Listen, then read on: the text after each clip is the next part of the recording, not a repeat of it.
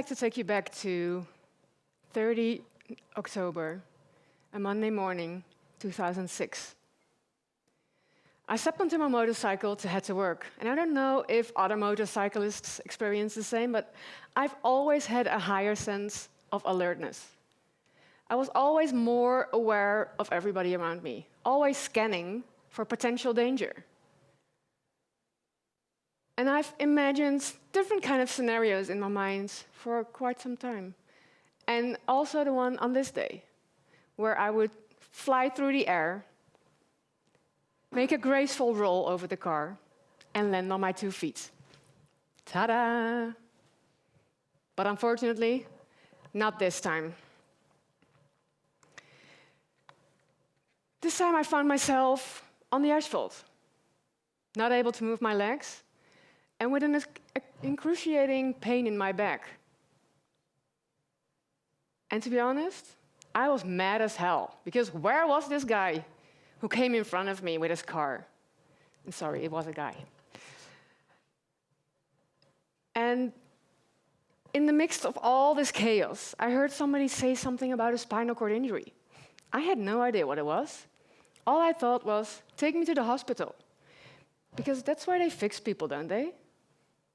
I went to the hospital and they did fix me. Not completely, but they fixed my spine, put it together with some metal, and my legs, they wouldn't work. Too much was damaged. So not only did I have to learn to live with, or I found out what a spinal cord injury was, but I also had to deal with this whole new reality. How was I gonna live, and what was my life gonna look like? And what felt like a profound loss actually turned out to be an opportunity.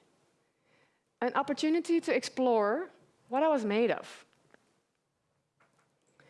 And little did I know that this accident would send a ripple that would shake the foundation of everything I knew about life. Because sport had always been an important part of my life, but I couldn't have imagined lying there on the pavement that sport would return, and sport would actually rock my world.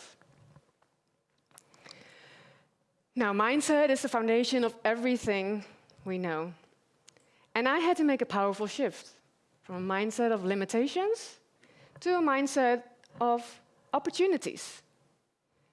And not only about how I viewed my body, but also about how I viewed my life and myself as a person. Because I was this young, strong, and independent woman. And all of a sudden, I was this woman who needed help, trying to navigate this new body, trying to find out how it worked. And something which used to feel so easy, like simple things like lifting your legs, all of a sudden were so heavy, felt like a burden. And now, I can throw my legs in the air like they're as light as a feather. So that's how much can change. And soon I realized that I had 2 choices. I could remain the patient and be depending on others to help me for the rest of my life, or I could try to grab back my life, find ways how to make it better, or even become a better person. I can tell you, I chose the second one. I wasn't going to remain the patient. I stayed into the hospital for 10 days before going into rehab. And during those 10 days, and of course it wasn't always easy, I made myself a promise. I would work my ass off to make sure that I would be as independent as possible. And in the rehab, I could work to become that strong and independent woman again. And that first moment, I got out of bed, into a wheelchair, I felt something shift. It felt like possibilities were opening up. I felt like I had a bit of freedom back. And it was actually an emotional moment that first time, because I was rolling down the hospital hallway in this way too big and ugly chair. Seeing my parents at the end of the hallway with tears in their eyes, they knew before I did that I was going to be okay. And with this newfound freedom came new thoughts as well. Because I knew that if I would be able to sport, that I would be fine. Because I used to be an athlete, track and field, heptathlete, pole vaulting. Well, I knew that wasn't going to happen anymore, not with my new accessory. But I wasn't going to give up. I was going to put all my effort in trying to find a new sport, experience what's out there, and trying to find that sport that would fit me, that would give me a sense of purpose again. And with this newfound freedom, being in that wheelchair, thinking about sports which can help me get back into life, I vividly started to imagine and I could see myself skiing and wakeboarding again. Now, we all know, coming from the Netherlands, that skiing is something you do for a winter holiday activity. And wakeboarding is something which is really limited to summer months. And I needed to find something that would replace athletics, something I could do all year round. And that's when I found wheelchair basketball. The first moment I stepped onto the field and tried it, I was hooked. The power, the excitement, the strategy, the energy it gave me, it all clicked. And of course, the bumping into each other, I like that too. And once my club coach introduced me to the head coach of the national team, and they started to talk about that maybe, just maybe, I would be able to make it to the Paralympic Games. Well, you don't have to tell me that twice. Tell me where to go to, how many hours to train, what do I have to do to make it to the team? Because if me and my wheelchair were going to be inseparable for the rest of our lives, we'll better make the most of it. And I did. I made it to the team. I went to 3 Paralympic Games, won 2 bronze medals. And as if that wasn't enough, I started to look at the Winter Games as well. And I discovered that skiing wasn't just a winter sport holiday. It was a professional Paralympic sport. And that's when a little seed was planted in my mind. Now, I'm no fool to think that you can just switch into another sport and be successful in it. But I'm not the one to back down from a challenge. So I made a plan. And during my basketball career, I started to work with the ski team as well. Did training sessions, competed in races, all of that to find out how capable was I in this sport. How hard did I have to work to make it to the top? How does this new sport work at all? So that by the time I went to the Games in Rio 2016, I was ready. I was ready to make the switch. And I got into the para-alpine skiing world. I couldn't have imagined that I would run into some obstacles as well, because I came from wheelchair basketball, elite athlete, never had to worry about making it to the team, my position on the team. And all of a sudden, I was this newbie, green as grass. Who was I? All those doubts came. Who was I and how was I going to do this? And I knew that just sticking to the plan, believing in myself, and just working really hard, I would get there, and I would make that extra step. Now, unfortunately, the 2018 Winter Games came a little bit too early, which was a pretty terrible setback, because I really believed that I would, and I could make it to the Games. And I didn't. Luckily, I had some fabulous friends who had a plan B. They took me on a skiing holiday. So instead of being at home in front of the TV, probably crying, seeing my teammates there and I wasn't, I went out on the slopes and I experienced why I love this sport and that I wasn't gonna quit. And that I had more in store and I had more to learn and more to give. So I grabbed myself back together and I worked really hard. And in 2022, I made it. I made it to the Beijing Paralympic Games.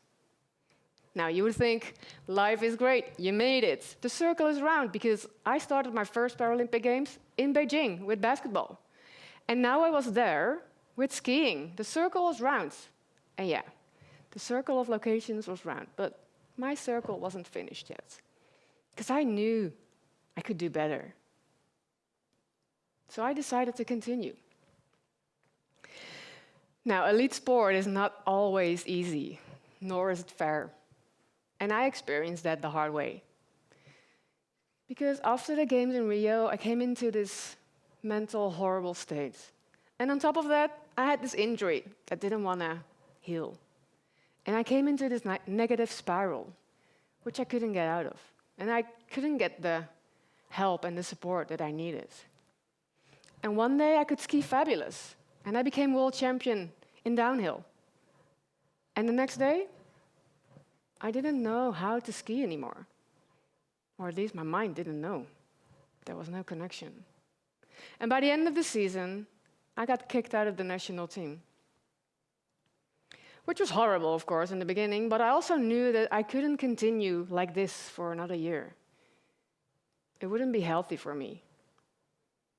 So it actually started to feel like a relief. A lot of stress fell off my shoulders. And I decided it would be too easy to just quit and walk away.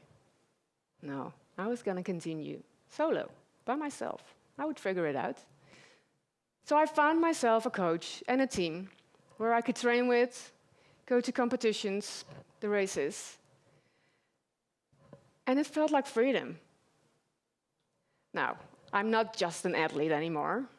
I'm also my own team manager, my own travel agency, my own chauffeur, my own tech, and much more. But it's worth it. And now my eyes are set on the 2026 Paralympic Games in Milano Cortina, so next year. And I'm doing everything in my power to make that dream a reality. And I'm really thankful with all the good people around me that support me. Now, as an elite athlete, we often think that the world revolves around us. And it does, we think, in our own small world. But we also have the responsibility of being a role model. And not just for other people with a disability, but for society as a whole. Because I want to let you know that if something really horrible happens, there's always a way to twist it around, to see what life has in store for you. And to show you that people with a disability are just normal people, like you and I. We have people with normal thoughts and hopes and dreams and needs. They just go about in a different way. And as an ambassador and a board member of the Dirkuyt Foundation, we try to help people enjoy the fun of sports, especially when it's not always easy to find a sport in your own community. And with initiatives like Sport Heroes at School, I give clinics to primary schools and tell them not only the fabulous things that I've gone through, but also that if life gives you a hard time, you can work your way through it. Don't give up and try to continue. And by playing sports together, I show them that we can all play together. And that by doing sports, you also learn essential life skills. Essential life skills like perseverance, adaptability, social skills, teamwork, and so many more. They prepare you for the rest of your life. Now, if you would have told me that I would never run or jump on the track again, I would have thought that my life was over. And now I think, well, as long as I can use my arms, I'll be fine. But throughout my journey, I've met some people, especially in Rehab, but also later in life, that couldn't use their arms. And they still had a happy and fulfilled life. So no matter what life throws at you, it's all about thinking in possibilities and exploring those possibilities. Because it's not about what you've lost, it's about what you can still achieve. And that your mindset has the power to make a difference. So by the time you leave tonight, I challenge you to think about how you can make a positive change in your life, no matter the obstacles. And that your mindset has the power not only to shape your future, but also the world around you. Thank you.